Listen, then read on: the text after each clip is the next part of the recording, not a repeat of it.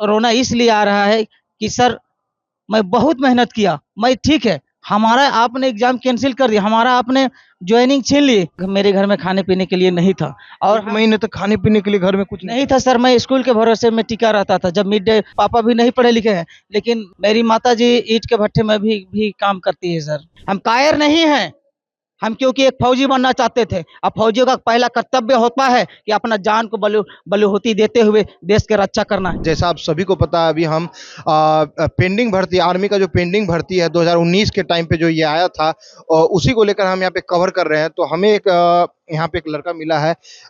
इसका जो स्टोरी है आप सुनकर दरअसल आप रोने पे मजबूर हो जाएंगे कि आखिर ऐसा लड़का भी है जो कि सब कुछ क्वालिफाई कर देने के बाद, रिटेन फिजिकल सब चीज़ क्वालिफाई कर देने के बाद भी इस लड़के का जो है ज्वाइनिंग लेटर अभी तक नहीं मिला है।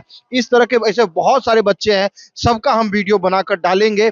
लेकिन अभी हमारे साथ ये भाई आइए, इनसे बात करते हैं। क्या नाम हुआ भाई? इसको नीचे कर लो, इसको नीचे कर लो। मेरा नाम हुआ धर्मेंद्र चिकबड़ाई, मैं झारखंड लोहरदगा डिस्ट्रिक्ट से। जब सर मैं 2019 के इंडियन आर्मी और 2019 और 21 के बीच में मैंने इंडियन आर्मी को मैंने फॉर्म भरा था सर, और उसमें जब मेरा रनिंग और मेडिकल फिजिकल सभी मतलब कंप्लीट सारा चीज़ निकला हुआ है। सारा चीज निकाल चुके थे सर। और हम इतने मेहनत किए थे सर, इतनी मेहनत किए थे सर कि बहुत ज़्यादा मेरी माँ ने मुझे बहुत सपोर्ट की सर। मेरी माँ पढ़ी लिखी नहीं है सर, मेरे पापा भी नहीं पढ़े लिखे हैं, लेकिन मेरी माँ मेरे मतलब कि क्या बोले, मेरे सपनों को पूरा करने के लिए अपने शरीर को चिलचिलाते धूप में तोड़ दी। क्या करती है आपकी माताजी, क्या करती है? मेरी माताजी ईंट के भट्ठे में भी काम करती है सर। अच्छा, वो जो चिमनी होता है जिसमें ईंट बनता है, जी जी जी जी, जिसमें कोयला से पकाया जाता है, ईंट भट्ठे में काम करती है। उनके लड़के हैं। हम उनके लड़के जी सर। और पिताजी क्या करते हैं? पिताजी हमारा घर में खेती बाड़ी करते हैं सर, वो भी अकेले रहते हैं, और वो इतना बूढ़ा हो चुके हैं कि हम उससे उम्मीद नहीं कर सकते। लेकिन मेरी माँ मेरे सपनों को पूरा करने के लिए अपने शरीर को गला दी शरीर में, और हम उनसे यही कहा कि माँ, तुम्हारे एक एक पैसा का मैं हिसाब चुकाऊंगा, तुम्हारे एक एक पैसा का व्यर्थ नहीं जाने दूंगा। लेकिन ये गूंगे बहरे सरकार ने हमारे ज्वाइनिंग से ली सर। मैं ये भी कहना चाहता हूँ रो क्यों? सर, मुझे रोना इसलिए आ रहा है कि सर मैं बहुत मेहनत किया, मैं ठीक है, हमारा आपने एग्ज़ाम कैंसल कर दिया, हमारा आपने जॉइनिंग छीन ली, लेकिन हमारी माँ को उन्होंने हमारे लिए जो मेहनत की थी सर, हमारा मेहनत मान के चलिए व्यर्थ में चला गया। लेकिन जिन जिन माँ ने अपने शरीर को चिलचिलाते धूप में ईंट के भट्ठे में काम की सर, उसका मैं जवाब कैसे दूँ? इसलिए मेरे आँख से आपको तकलीफ होती है? बहुत ज़्यादा तकलीफ होती है सर। बताइए, मैंने एक-एक महीना तक स्कूल में उपवास किया। उपवास मतलब सर, हम लोग मेरे घर में खाने-पीने के लिए नहीं था, और 1 महीने तक खाने-पीने के लिए घर में कुछ नहीं था सर। मैं स्कूल के भरोसे में टिका रहता था। जब मिड डे भोजन मिलता था सर 12 बजे, मुझे सभी लोग खाते तो मुझे देख के मेरे मुँह में पानी आ जाता। लेकिन मैं क्या करूँ सर, मैं किसी का चोरी भी नहीं कर सकता था, ना किसी से माँग सकता था सर। मैं अपने डिसिप्लिन के अनुशासन में रहता था सर, और जब मुझे भूख लगती थी मैं पानी पीता था सर, खींच के पानी पीता था, उसके बाद में फिर पढ़ाई करता था सर। लेकिन इसी सब सिचुएशन को देख इतना तकलीफ झेलने के बाद आपको एक मतलब उम्मीद था कि सरकारी नौकरी लग जाएगा तो परिवार संभल जाएगा। जी, जी। मैं ये सरकार से ये नहीं कहता हूँ सर कि हमें आप मेरा चेहरा देख के और मुझे देख के आप नौकरियाँ, हम आपसे नहीं माँग रहा हूँ सर। मैंने तो उसके लायक मैंने किया। जिस प्रक्रिया से आपने गुज़रने कहा सर, उस सारे प्रक्रिया से मैंने एक-एक पॉइंट्स को गुज़रा। रिटेन निकाल हाँ, लिए, रिटर्न फिजिकल निकाल जी लिए, सर। सब चीज़ जो होता है प्रक्रिया सारा पूरा किया। जी सर, सभी चीज़ मैंने पूरा किया। और फिर सरकार ये सब क्यों कर रही है? सर, मैं आपको बता देना चाहता हूँ कि उन्होंने हम लोगों की भर्ती को 2 साल तक गुमराह करके पेंडिंग में रखा सर। जॉइनिंग देंगे। उसके बाद में सर हुआ क्या कि 2022 में 14 जून को उन्होंने अग्निवीर स्कीम लॉन्च किया सर। उसके बाद में उन्होंने हमारा पेंडिंग भर्ती को कैंसल कर दिया सर। मैं कहना चाहता अग्निवीर ला के पेंडिंग भर्ती खत्म कर दिया। जी, मतलब अग्निवीर के लिए फिर से तैयारी कीजिए। फिर से तैयारी कीजिए, तब तक ले हमारा फिर से तैयारी कहाँ से करेगा बच्चा? जब एक बार तैयारी कर चुका है, सारा चीज़ निकाल चुका है, तो मतलब आप फिर से तैयारी करें अग्निवीर के लिए, वो भी 4 साल के लिए। जी, तो ये सब मैं तो कहता हूँ कि हमारे लिए, आप कहते हैं कि बहुत अच्छा है, तो मैं कहता हूँ कि आपका बेटे को भेज दीजिए 4 साल के लिए। अग्निवीर अगर इतना ही अच्छा स्कीम है, तो भेजिए आपका बेटा को। राजनाथ सिंह से मैं कहना चाहता हूँ कि आप अपने बेटे को क्यों नहीं भेजते हैं? क्यों गरीब को प्रताड़ित करने में लगे रहते हैं? हमने तो सुना था कि 1947 में जिस समय भारत देश आज़ाद हुआ था, लेकिन आज भी ऐसे-ऐसे सत्ते में बैठे हैं जो कि देश को गुलामी चला रहे हैं उन लोगों के द्वारा। हम लोग जैसा गरीब युवा जब मांग रहे हैं, हम लोग का मांग को शांतिपूर्वक से डिसिप्लिन से रखते हैं, हम लोग को लाठी चार्ज करके भगाया जाता है सर। ये वो लोग तो कह रहे हैं, जो उनके समर्थक है, सत्ता में जो पार्टी है उनके समर्थक है, उनका कहना है कि ये लायक नहीं है, इसलिए इनको मतलब ये है। अगर मान लीजिए आप लायक है तो फिर से तैयारी करने में आपको क्या दिक्कत है? अग्निवीर की तैयारी कीजिए फिर से। सर मैं ये चीज आपको कहना चाहता हूँ कि मैंने परमानेंट भर्ती देखी थी, सभी चीज हमने पास कर लिया था, तो फिर आपको ज्वाइनिंग देने में क्या होती है? आपने मुझे क्यों बोला? जब कभी भी आश्वासन आप आम सभा होता था सर, उसमें राजनाथ सिंह जी कहते थे कि होगी होगी, तो जिस समय आपको कैंसिल करना था तो 2 साल आप हम लोगों को भ्रम में क्यों रखा? आप ये आपसे हम ये सवाल करना चाहते हैं कि आप जबान का पक्के हैं या फिर झूठे हैं?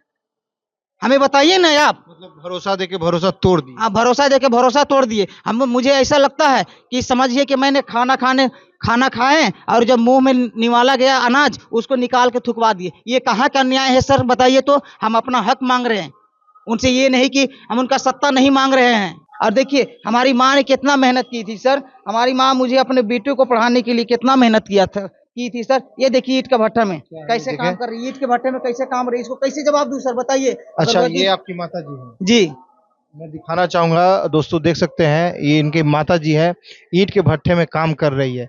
वो आपने देखा होगा कि जो ईंट उठाते हैं, ईंट को फिर जाके चिमनी में डाला जाता है, वही मतलब ये कोई अंबानी अडानी के बेटे नहीं है, ठीक है ना? ये गरीब घर का लड़का है, इतना भी गरीब मतलब जो इसकी माँ जो है ईंट के भट्ठे में काम करती है। तो आप अगर कमेंट सेक्शन में ऐसा लिखते हैं कि ये लोग सिर्फ सरकार को बदनाम करना चाहते हैं, तो लिखने से पहले 10 दफा 100 दफा सोचे कि आखिर आप बोल क्या रहे हैं। घर चलाने वाला अभी माँ बस है, बस माँ। माँ है, और हम अपनी लड़ाई को लड़ रहा हूँ सर। लेकिन मैं आपको बताना चाह से वो अकेले मतलब वो औरत कैसे कर रही है? सर, यही चीज 4 लाख अभी भी वो कर्जे में डूबे हैं सर। मैंने जब 4 राजनाथ लाख किस चीज का कर्जा? सर मैं जब भर्ती निकाला था सर, तो मैंने हमारे परिवार में खुशी का माहौल, एक आशा की किरण जग चुकी थी। ऐसा जो बेटा का नौकरी हो गया अब। बेटा को नौकरी हो गया, माने कि मान के चले कि जब अंधेर होता है तो एक बल्ब जलाई जाती है तो पूरा घर को उजाला कर देती है। उसी तरह से हमने भी एक गरीब फैमिली से सर आकर के उन लोगों के जब नौकरी अगर हो जाते हम, तो सही नियमित रूप से सबका पेट को पालन पोषण अच्छी तरह से। अच्छा, घर में खेत वगैरह तो होगा ना? सर ज्यादा हमारा खेत नहीं, इसलिए मैंने तो बहुत ज्यादा मेहनत किया था सर। बहुत खेत नहीं है? उतना ज्यादा नहीं है सर। स्थिति बहुत खराब है। सर बहुत खराब है सर, मैं आपको सही बता रहा हूँ सर, बहुत खराब है। अगर मुझे लगता है कि कि सत्ता को बैठे हैं उन लोगों को मैं बदनाम कर रहा हूँ, तो मैं तो चाहता हूँ कि आप हमारे घर में आइए महोदय, हमारा जांच प्रतिवेदन आप कर लीजिए कि मैं किस बैकग्राउंड से आता हूँ, कर लीजिए चेक। देखिए सर, हमारे पास में ना साबुन है ना तेल है। देखिए जिस कपड़े से आंदोलन अभी तक कर रहा हूँ, उसी कपड़े से अभी तक हमें दिखा सकते हैं। 10 दिन से यही कपड़ा पहने हुए हैं। जी सर, हमारे पास में कोई कपड़ा वपड़ा नहीं है सर। मैं सर भूखा प्यासा हूँ, ये बोतल लेकर के देखिए उसी से पानी पीता हूँ सर, किसी तरह से। वही एक बोतल लेके आप हाँ, चल जी रहे सर। हैं? वो वाला जो बोतल है उसको लेके आप चलते हैं, वही पानी पी रहे हैं पानी पी रहे जी सर। प्यासे इस धूप में। जी आका रास्ते में चलते हैं सर, तो किसी से मांग लेते हैं कुछ बहुत से, कोई दे देते हैं जैसे तो अच्छा, मान लीजिए अगर इतना करने के बाद भी सरकार अगर नहीं मानती है, तो लास्ट में क्या करना है? सर मैं लास्ट में यही कहना चाहता हूँ कि इससे अभी तो आंदोलन चल रही है, लेकिन हम रुकने वाले से नहीं है। मेरा जान चल जाए तो जान चले जाए, लेकिन हम सरकार से लड़ेंगे, अपना हक का अधिकार लेने के लिए लड़ेंगे हम, लेकिन पीछे नहीं लौटेंगे। मर जाएंगे मिट जाएंगे, लेकिन हम सही बोल रहे हैं इस मीडिया का माध्यम से देखने वाला कि हम पीछे हटने वाले में से नहीं है, हम कायर नहीं हैं। हम क्योंकि एक फौजी बनना चाहते थे। अब फौजियों का पहला कर्तव्य होता है कि अपना जान को बलूहूती देते हुए देश की रक्षा करना। ये नहीं कि दुश्मन अटैक कर रहे हैं तो उसको पीठ दिखा कर भागने के लिए, हमारा ये नहीं है मुद्दा। हार नहीं मानना। हार नहीं मानेंगे सर। देख सकते हैं दोस्तों कि मतलब ये जो बच्चा है धर्मेंद्र, दरअसल रांची से ना, रांची झारखंड लोहरदगा डिस्ट्रिक्ट से हूँ। लोहरदगा से है। ये भाई जो है, इसकी माँ काम करती है चिमनी के भट्ठे में, और ये भाई नौकरी के लिए सब चीज हो रखा है। इसके तरह और भी है, मतलब लाखों है। 70 बच्चे तो सिर्फ बिहार से सुसाइड कर लिए हैं ना? जी सर, मर चुके, सुसाइड कर लिए। जी बिहार और उड़ीसा से। सर मैं कहना चाहता हूँ कि देखिए बिहार से, झारखंड से, उड़ीसा से, जितने भी हमारे भारत देश में राज्य हैं, सभी बच्चे ने इस जब कैंसिल हुआ सर, 2 मिनट का कॉन्फ्रेंस हुआ, तो उसमें इतने बच्चे अगर मान लो सुसाइड कर रहे हैं धर्मेंद्र, तो केंद्र सरकार है उसको नजर में नहीं आ रहा है कि ये बच्चे लोग सुसाइड कर रहे हैं, इनके लिए कुछ सोचा मैं तो ये चीज कहना चाहता हूँ कि वो लोग जो अंधा है वो नहीं देख पाते हैं, लेकिन भगवान इन लोगों को आंख तो दिया है, लेकिन इन लोगों को आंख में दिखाई ही नहीं देता है। जानबूझ के कर रहा है इसका मतलब? यही ना कहेंगे सर, बताइए। जब वो लोग देख रहे हैं तो फिर हम लोगों को ज्वाइनिंग क्यों नहीं दे रहे? आप चलाइए अग्निपथ स्कीम, मुझे कोई उससे एतराज हम नहीं लोग को अग्निवीर से दिक्कत नहीं है। नहीं है सर, मुझे कोई दिक्कत नहीं है। लेकिन मैंने तो सर उससे पहले भर्ती देखी थी सर। आपने तो हमारे भर्ती पूरी करवाने के बाद में इस स्कीम को लॉन्च किया, तो बताइए हमारा ओवर एज करवा करके आप कहते हैं कि दूसरे भर्ती में। आपका एज भी खत्म हो गया है, कुछ और तैयारी कर भी नहीं सकते हैं। नहीं सर, हम देखिए हमारा दिमाग में एक ही चीज बैठ गया है कि हम जाएंगे तो फौज में ही जाएंगे, ये हमारा मुद्दा है। जाएंगे तो फौज में ही जाएंगे, और धर्मेंद्र जैसे लाखों बच्चे हैं जो कि फौज के लिए ही जीते हैं और फौज के लिए ही मरते हैं।